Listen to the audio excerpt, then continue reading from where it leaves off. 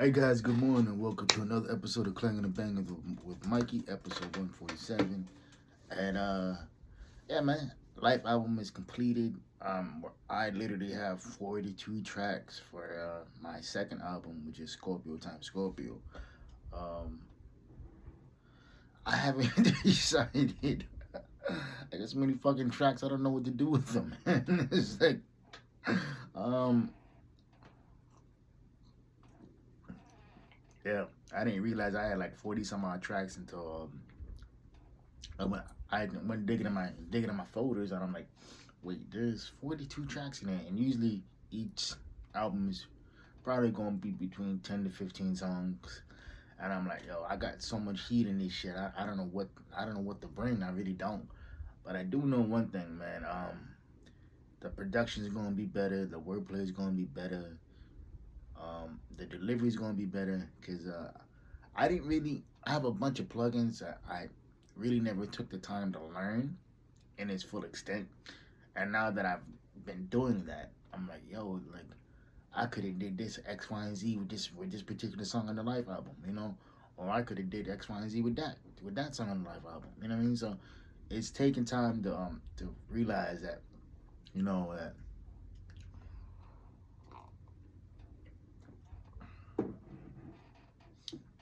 that I got to get better. Not that I'm not that I'm bad or nothing, because I don't think I am, but in order to get better at something, you got to keep doing it, right? So that's the plan, man. There is no release date for the Life album because y'all know how I'm in Life album for Scorpio times Scorpio. Cause y'all know how I am with release dates. It's like not happening. 'Cause I always end up pushing shit back, but most of the tracks for Scorpio times Scorpio, they're done. So I just have to mix and master. At least 10 to 15 tracks that I want to put on there. So that's the beauty of this shit, bro. Having shit done, where you can just, you know, literally plug and play whatever you want to play, and then you can go get it done that way. But yeah, man. Today's topic, a girl that I know, I hopped on social media, and she was talking about boundaries, and it was something that I've talked about before, but I think it's time for a refresher, man. Boundaries are important, and when I say boundaries are important, is because you can't let people walk all over you or treat you a certain way, because that's not how we roll over here. Keep your goofy ass and your goofy ass tendencies way the fuck over there. You know what I mean? Because if you come fucking with me and my peace, it's gonna be a problem. And I think a lot of people will take shit, especially from friends and family. Well, especially from family. Fuck, like the amount of shade that motherfuckers get is from people that they grew up with, right? And it's crazy too. Is like most people will take shit from friends, and I'm like, yo, you're not even in the same fucking same same tax bracket. You're not even in the same field, my nigga. It's like, how you gonna talk shit about me, dog? And it's like, nigga, you still doing shit from high school, you know? Like I know cats still working the same jobs since high school, and I'm like, yo, why you off talking about so and so? Yeah, so and so maybe this, so and so maybe that. You know what I mean? But motherfuckers got his own business, or they got a college education. Niggas got masters. Niggas I don't know got PhDs and whatnot. What the fuck do you have? You have a high school education, bro. Like, what are you doing? Talking down on somebody else simply because what, you're insecure because they're better than you. And when that happened, man, I had to distance myself from those individuals, because it's like I can't be around that, because that's toxic. Or I can't be around people who make excuses for their friends' shitty ass behaviors. Or I can't be around people who don't take self accountability for their actions in a situation.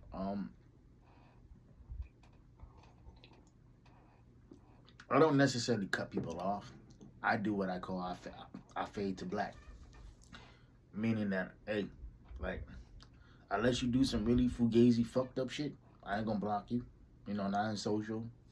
I'm not gonna block you from my phone, whatever it is. But I'm not the nigga that you call when shit go left. You know what I mean? So it's like, cause a lot of people will love the fact that you're around them simply because you're around. And once they realize, oh, I can't manipulate Mikey, or I can't do X, Y, and Z with Mikey no more.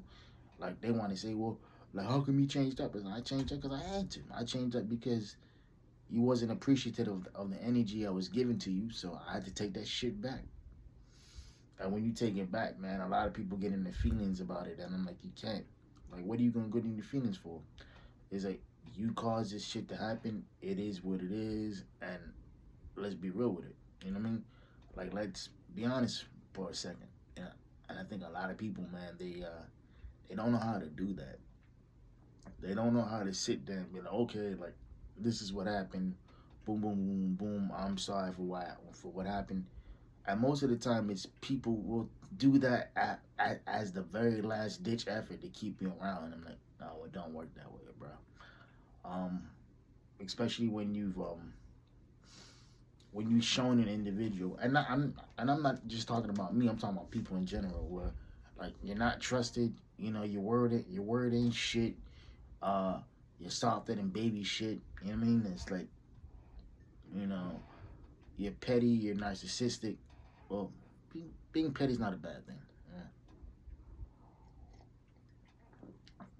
Or like you're narcissistic. You're talking down on people. You know, you're doing X, Y, and Z, and I'm like, no, like, yo, I can't trust your ass. Because even if I wanted to trust you, you're showing me that you're not trustworthy. And a lot of that, man, comes from my dad, man. Because he was the same way. Uh, you know, he's career military, so he always would say, man, hey, don't believe people, believe patterns. And I didn't really understand what he meant by that until I got older, you know, till I realized, like, okay, like this is what he meant. You know what I mean, because patterns never lie, bro. People do all the time, though, you know. And I think that's imperative because a lot of people will put up a front of who they are, what they want you to believe that who they are, and they can't keep it up. You know, like they can't keep up this facade because it requires energy because you're not truly being yourself. And I think a lot of the times, man, and I'm guilty of this too, where people will push away people, simply because not because their boundaries or whatever it is, but it's because people get overstimulated and sometimes people be a lot, man. And I think that's something that a lot of people don't take into consideration. It's like, yo, maybe I just started something. I had a former friend of mine tell me, she's like, well, like you're a lot to deal with, but she's like, well, but so am I, and I'm like, nah, I'm not a lot to deal with. I'm just a dude who keeps it real with you. You know, I'm the dude who's gonna be like, okay, you doing X, Y, and Z. I'm the assertive motherfucker that you don't want to deal with because I'm not gonna sit here and bullshit you. I'm not gonna coddle you. I'm not gonna do X, Y, and Z with your ass.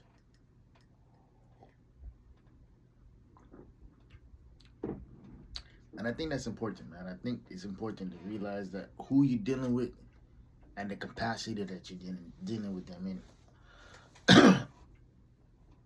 um, there's a lot of people out here, man, who will stay put in situations that have no benefit to them after a while, or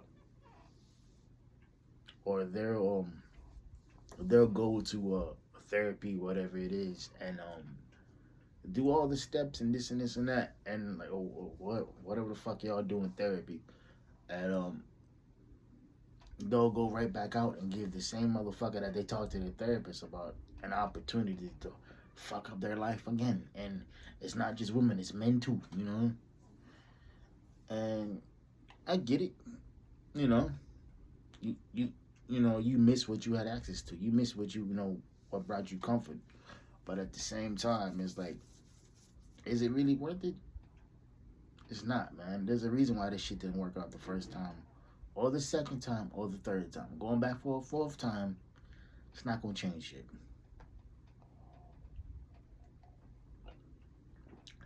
And I think if a lot of people would just figure that out, and I think what it boils down to, man, a lot of people don't know how to be by themselves. Like, intentionally be by themselves. You know?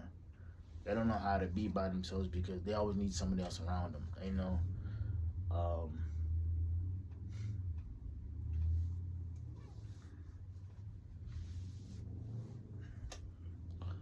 I think that introverts like myself, I have no problem being by myself. I really don't. Matter of fact, I enjoy it. It's quiet. I get to be charged my battery, and I get to just, you know, have quiet around me. I think a lot of people, man, they don't, like I said, they don't know how to do that. Yeah, they don't know how to sit there and just be still. And I'm the type of dude, believe it or not, I could be with my girl, and um, she could be on one side of the couch reading. I can be on the other side of the couch reading, and I'm gonna be distracted because that's my girl at the end of the couch.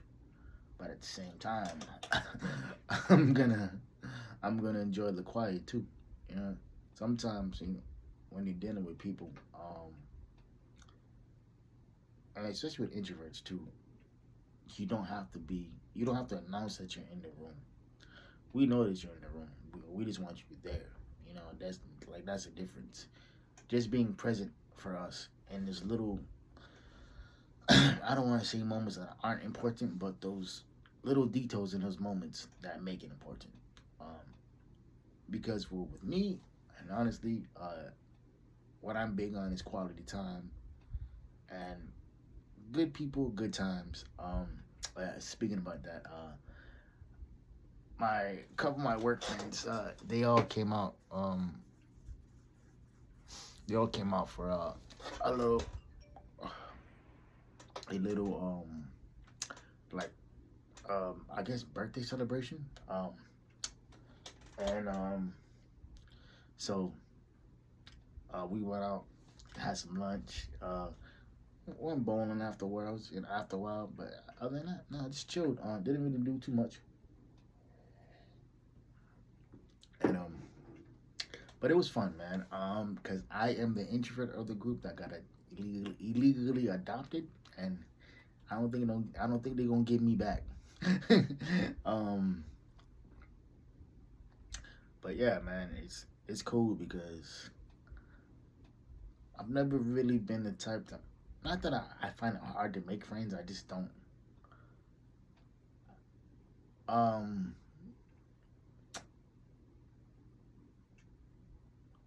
I just don't like dealing with people a lot, and sometimes it be like that where I'm overstimulated and I just need a break from people.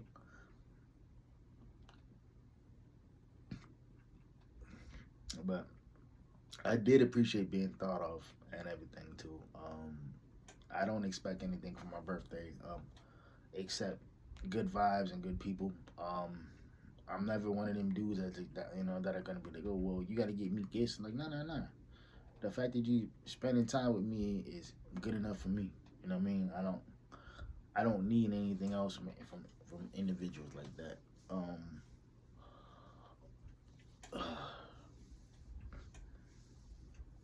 And I think that's imperative, man. knowing when to realize that you have to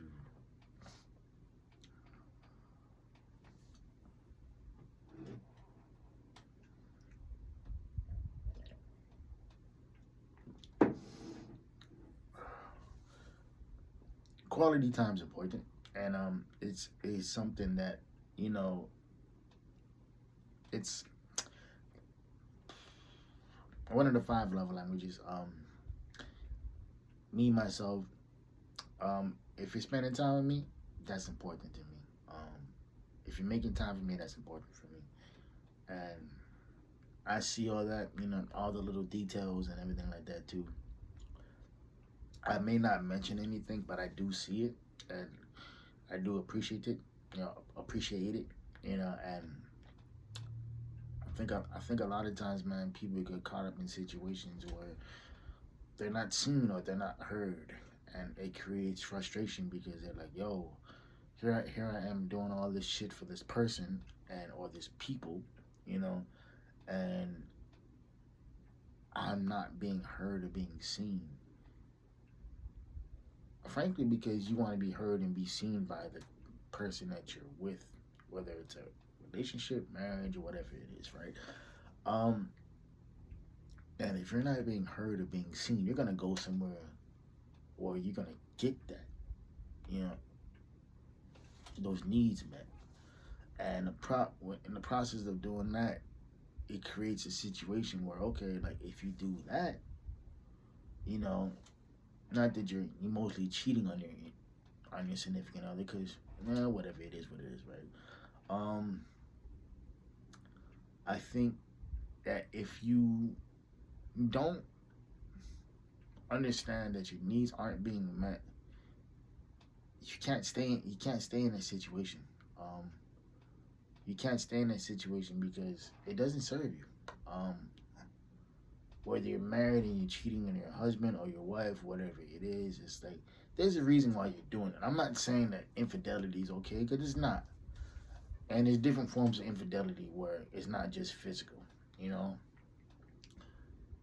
And but you have to realize too, okay, like if I'm doing all this, what am I looking for that's not being met, you know, or why am I still stuck in a situation where my needs aren't being met, but here I am complaining about it at every opportunity that I get.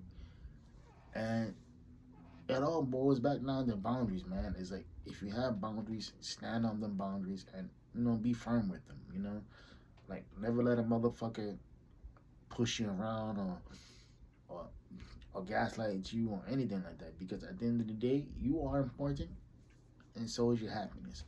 But happiness is always going to be an internal job. It's never external. And I've always said that. Because if you're looking for external happiness, man, you're never going to find that shit. You're always going to be looking for it. And so at the end of the day, um, it's